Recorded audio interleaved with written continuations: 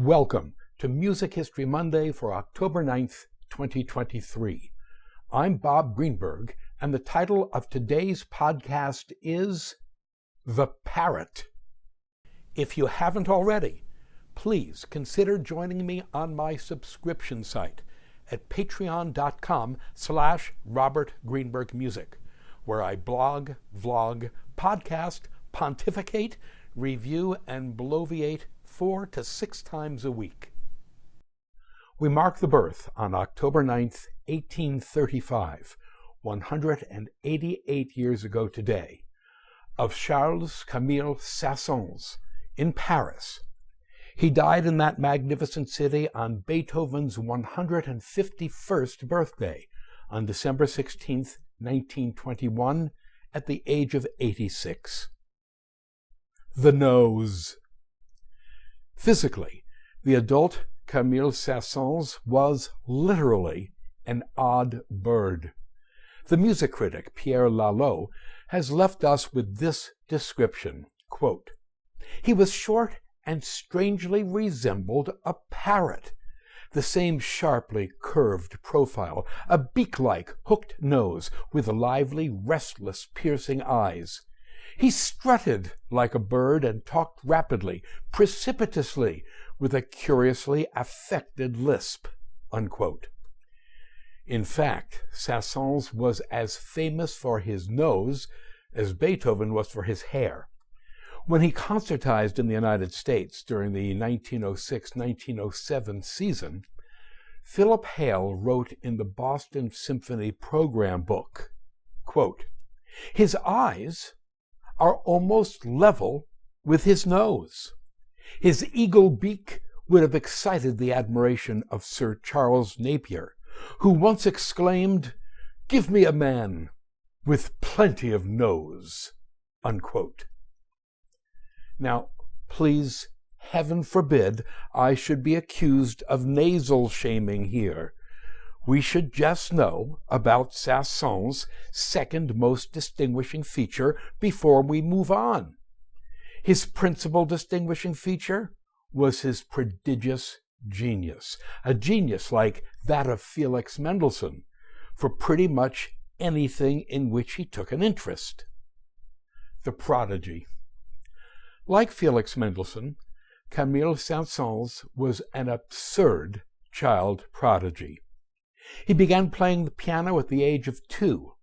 He completed his first composition for piano on March 22, 1839, when he was not quite 3½ years old. He made his public debut as a pianist at Paris's vaunted Salle Pleyel in 1846, when he was still 10 years old. His program included piano concerti by both Mozart and Beethoven. For an encore, he invited the audience to choose any one of Beethoven's 32 piano sonatas, which he offered to play from memory. That's just stupid. When the 18-year-old Saint-Saëns Symphony No. 1 received its premiere, the astonished and always quotable Hector Berlioz remarked, quote, "He knows everything but lacks inexperience," unquote. Lacks inexperience. Think about it. A few years later, the redoubtable Franz Liszt heard Saint-Saëns play the organ and publicly declared him to be the greatest organist in the world. Camille Saint-Saëns was not just crazy good at music, but displayed a prodigious talent for foreign languages, mathematics, astronomy, and philosophy as well. As an adult, he could hold his own in discussions with Europe's finest scientists, and he himself wrote scholarly articles on acoustics, the occult, Roman theater design, geology, archaeology, and ancient instruments. Yeah, apropos of Saint-Saëns' fascination with astronomy, here's something we should all know. In 1858, the 23-year-old Saint-Saëns saw his first music in print, a set of 3 pieces for harmonium published as his Opus 1. He used his royalties to finance the construction of a telescope that he himself had designed. We trust he was happy with it. He was a high-strung, easily irritated man. According to those who knew him, his saving grace was his most Parisian, ironic sense of humor, what I would call a slice of rye. He was a world-famous teacher and was adored by his students, who included the formidable Gabriel Fauré, who would go on to become the teacher of Maurice Ravel and the director of the Paris Conservatoire. Camille Saint-Saëns was among the most popular composers of his time, particularly in England and the United States. He wrote a lot of music. Now, that's something of an understatement, on the lines of McDonald's has sold a lot of cheeseburgers and Mike Tyson has hit a lot of people. Indeed, Saint-Saëns composed music in virtually every genre, including 13 operas, that's as many as Richard Wagner, 3 numbered symphonies, 4 symphonic poems modeled on those of Franz Liszt, 5 piano concerti, 3 violin concerti, 2 cello concerti, and some 20 other works for soloist and orchestra, hundreds of solo piano works, chamber works, vocal works, both sacred and secular, you name it, he wrote it. Saint-Saëns was even the first established composer to write a film score for a French film entitled The Assassination of the Duke of Guise. Produced by Henri Lavedan in 1908, the film ran for what was considered then an extraordinary 17+ minutes in length, a veritable epic for its time. The film, accompanied by Saint-Saëns' score, is linked. As we might expect of such a musical savant, Saint-Saëns composed with astonishing ease and speed. Mixing his metaphors, he claimed to compose, quote, "As an apple tree produces apples, I live in music like a fish in water," unquote. According to the musicologist James Harding, writing in the New Grove Dictionary of Music and Musicians, quote, "He could orchestrate happily for 12 hours at a time and keep up a lively conversation all the while," unquote. Saint-Saëns was nearly as prolific a writer as he was a composer. He wrote books, articles, prefaces, poetry, plays, and many thousands of letters. In particular, his writings on music are wonderful, lucid and pointed, and often abrasively sarcastic, on par with the musical writings of his friend and mentor, Hector Berlioz. Saint-Saëns and Franz Liszt. Camille Saint-Saëns and Franz Liszt had an enduring friendship and a deep mutual regard for each other as musicians. Saint-Saëns was tireless in his promotion of Liszt's music after Liszt's death in 1886, at a time when Liszt's music had come to be considered fourth-rate, if it was considered at all. Wrote Saint-Saëns, quote, "Those people who take an interest in my music may still remember a concert that was given a few years ago conducted by myself. The program was made up of orchestral works by Franz Liszt, a man routinely described as the great pianist, so that people can avoid recognizing that he is one of the great composers of our time. I should like to say a few words about Liszt's orchestra music. It is not long since orchestra music had only 2 forms at its disposal, the symphony and the overture. Haydn, Mozart, and Beethoven didn't write anything else. Who would dare depart from their example? Neither Weber, nor Mendelssohn, nor Schubert, nor Schumann dared to. Liszt dared. To dare in art is the most terrible thing in the world. In theory, nothing is simpler. Presumably, artists are free to do whatever they like. Who is to stop them? In practice, however, everything stops them, everybody and themselves.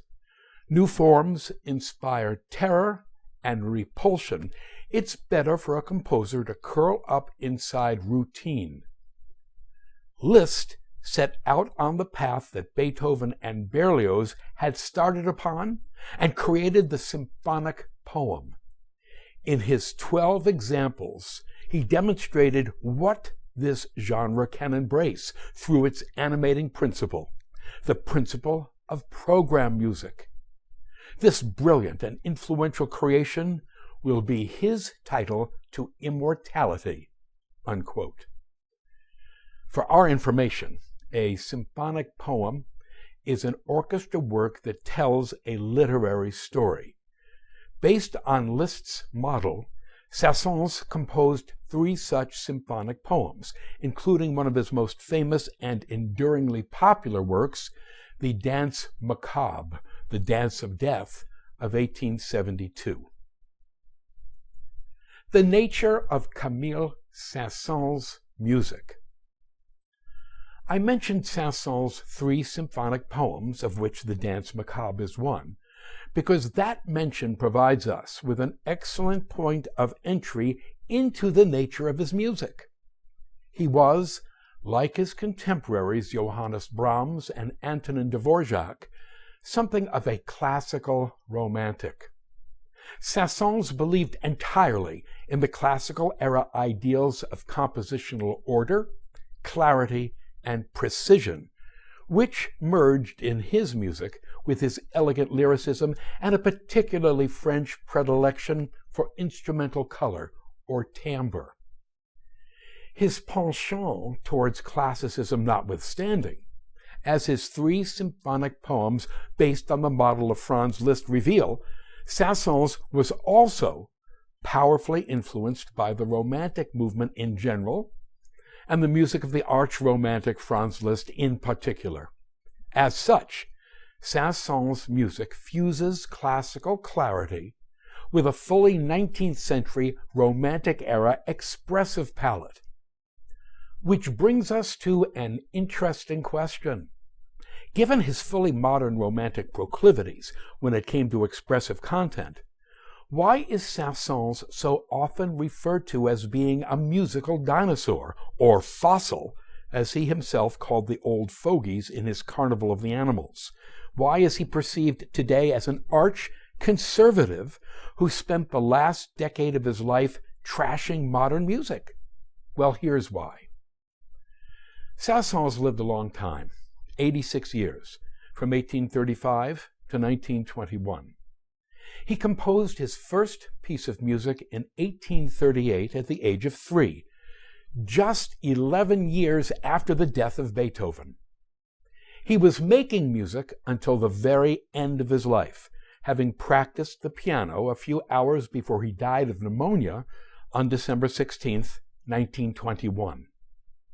1921 was 3 years after the end of World War I, 3 years after the death of the revolutionary early 20th century composer Claude Debussy.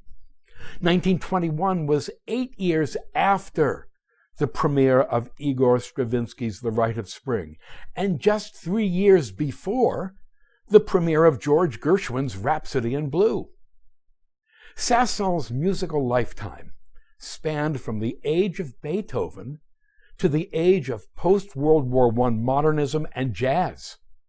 Given such a span, it's understandable that Saint-Saëns, who began his musical life as a progressive, defending and proselytizing for the Romantic-era music of Berlioz, Schumann, Liszt, and Wagner, ended his life as a conservative, the enemy of all things modern. Though he respected Claude Debussy as a person, Saint-Saëns hated his music and detested, in particular, Debussy's groundbreaking opera, Pelléas et Mélisande. Quote, Pelléas et Mélisande, as he contemptuously pronounced it in his rasping lisp, unquote. In attendance at the famed premiere/riot of Igor Stravinsky's The Rite of Spring on May 29, 1913, Saint-Saëns kept repeating, apropos of Stravinsky's music, quote, "He's mad! He's mad!" unquote, before gathering up his things and stalking out of the performance. Saint-Saëns would seem never to have heard any music by Arnold Schoenberg, but he did hear a performance of Richard Strauss's cutting-edge opera Salome of 1907 in Berlin. Saint-Saëns described the opera as, quote, "a poem of hysterics," unquote, in which the orchestra, quote, "quivers, sings, yelps, howls, goes mad, thunders, calms down, works itself into a passion, coughs, and sneezes. At one moment, it sounds like the slish-slash of silk being torn. At another, like the smashing of a pane of glass. While one group of instruments is wandering about in one key, another, without hesitation, moves about in a neighboring key, while the voices go off in another direction," unquote. These and other such comments would seem to paint Saint-Saëns as a reactionary killjoy, something that in fact he was not. Rather, his rejection of early 20th century musical modernism was the act of a composer who lived long enough to see the avant-garde pass him by. So let us put aside the tiresome talk about Saint-Saëns being a compositional conservative. He only appears to be because he lived long enough to see his own cutting-edge musical language pushed aside and was still alive and alert enough to bitch and moan about it.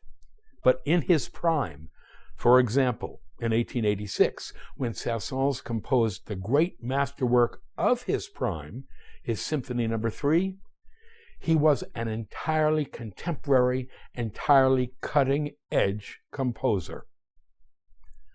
When we return in tomorrow's Dr. Bob Prescribes post, it will be with Camille Saint-Saëns' justly famous and popular Symphony No. 3, his so-called organ symphony. Until then, thank you. To sample and download one or all of my many courses on subjects musical produced by the Great Courses/The Teaching Company, please visit my website at robertgreenbergmusic.com.